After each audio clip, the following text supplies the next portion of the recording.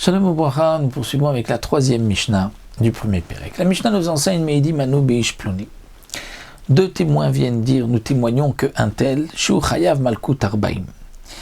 Il doit recevoir 40 coups, donc 39 coups, donc les Malkut.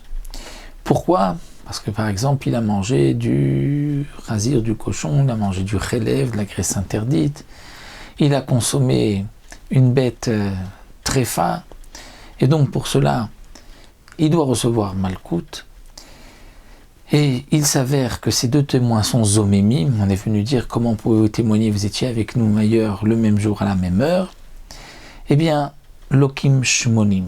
Pour Rabbi Meir, comme dans la Mishnah précédente, il y aura cette fois-ci 80 coups, c'est-à-dire 2 fois Malkout. D'abord, Mishum Lotane Brachait Shaker. Ils ont d'abord transgressé l'interdiction de témoigner à faux. Donc pour cela, il y a Malkout. Et aussi, Mishum Vasitem Lo Kasher Zamam, la Sot l'arrive, vous lui ferez ce qu'il a voulu faire à son prochain. Donc comme il a voulu le rendre Chayav Malkout, il va recevoir aussi Malkout. Donc il y a ici 2 Malkout, donc il recevra 2 fois les 39 coups, 2 fois 40 coups, comme on dit toujours 40, pour reprendre le Lachon de la Torah, Arbaim Yakenu, c'est-à-dire c'est le chiffre proche de 40, 39, on apprend aussi des psukim, mais on utilise ce terme Arbaim, 40 coups, bien que ce n'est que 39. Donc ici, 2 fois 40, c'est 80 coups pour Rabbi Meir. Vachachamim omrim, Cham disent non, Enan lokim el Arbaim, il n'y a que 40 coups, pas plus. Pourquoi ? Parce que pour les Chachamim, on ne va pas être Chayav, et pour Lotan et pour Kasher Zamam, on ne va le rendre Chayav que pour Kasher Zamam. Ils ont voulu lui donner des coups, et bien ils recevront des coups, donc juste les 40 coups. La Mishnah continue, nous dit, lorsque ces témoins-là, on va leur donner des coups, est-ce qu'on va donner à chacun 40 ou on va donner 20 à l'un et 20 à l'autre? Puisque si ils ont témoigné que Rouven doit à Shimon 200 et qu'il s'avère qu'ils sont Zomémim, donc il faudra payer à Rouven 200. Ils ont voulu lui faire payer 200, ils paieront eux 200. Est-ce que chaque témoin va payer 200 et donc Rouven va recevoir 400 ou chacun paye 100 et Rouven reçoit 200? Eh bien, comme nous allons le voir, on partage pour l'argent. Et Rouven recevra 200. Mais pour les coups, on ne partage pas. Chaque témoin recevra 40 coups. C'est ce que la Mishnah nous dit, Meshalshin bemamon, Meshalshin bemakot. On va partager le lachon Meshalshin, c'est-à-dire comme on divise en 3. C'est-à-dire que même dans le cas où il y a 3 témoins, les 3 sont zomémim, donc on partage en 3 et on ne partage pas les coups en 3.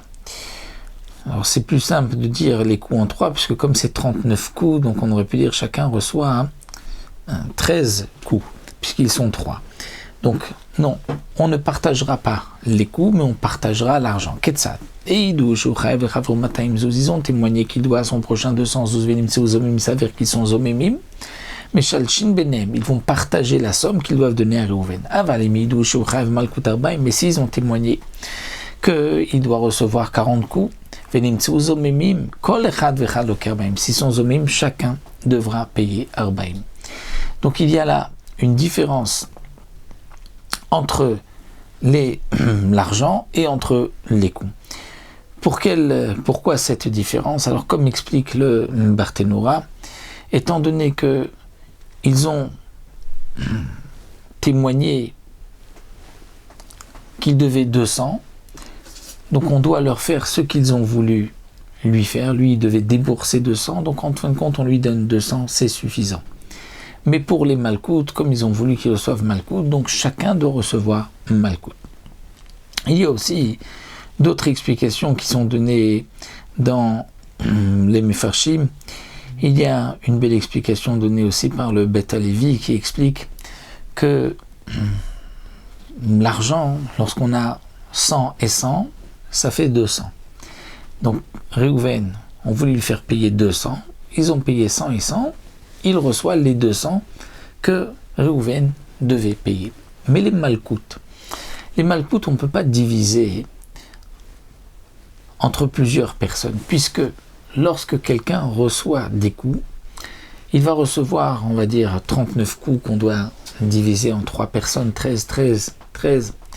Chaque coup, 2 fois 13, c'est-à-dire 13 sur 2 personnes, ce n'est pas comme 26 sur la même personne, puisque la personne qui reçoit un coup et un autre coup et un autre coup, chaque coup est bien plus fort que le premier, puisque la peau est déjà, le corps est déjà blessé. Donc lorsqu'ils ont voulu dire que Réhouven va recevoir 40 coups, donc les 39 coups, c'est-à-dire il va recevoir un coup après l'autre, après avoir reçu les premiers.